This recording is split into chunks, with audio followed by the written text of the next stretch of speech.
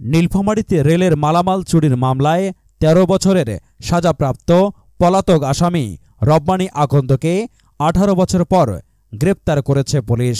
রব্বানী সদর উপজেলার নটখানা খামাতপাড়া গ্রামের মৃত আনোয়ার কুলির ছেলে। রোববার ভোরে ঢাকা গাজীপুর কাশিমপুর থানা এলাকা থেকে তাকে গ্রেপ্তার করা হয়। সদর থানার ওসি এমআর সাইদ এ তথ্য নিশ্চিত করেন।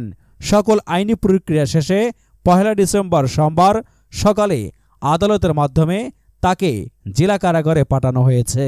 মামলা সূত্রে জানা যায় ২০০৭ সালের ১১ জানুয়ারি সৈয়দপুর থানায় রেল কর্তৃপক্ষ বাদী হয়ে রব্বানীর বিরুদ্ধে মালামাল চুরির মামলা দায়ের করে। এরপর থেকে তিনি পলাতক ছিলেন। মামলাটির শুনানি শেষে আদালত তার অনুপস্থিতিতে রেল আইনের ১২৬ ধারা ও দণ্ডবিধি ৩৭৯ ধারা অনুযায়ী ১৩ বছরের সাজা প্রদান করেন এবং গ্রেপ্তারি পরোয়ানা জারি করে। সদর থানার ভারপ্রাপ্ত কর্মকর্তা ওসি এমআর সাইদ জানান, গোপন সংবাদের ভিত্তিতে সদর থানার এসআই মোশাররফের নেতৃত্বে পুলিশ ও এন্টি টেররিজম ইউনিটের সহায়তায় রোববার ভোরে তাকে ঢাকা গাজীপুর কাশিমপুর থানা এলাকা থেকে গ্রেপ্তার করা হয়।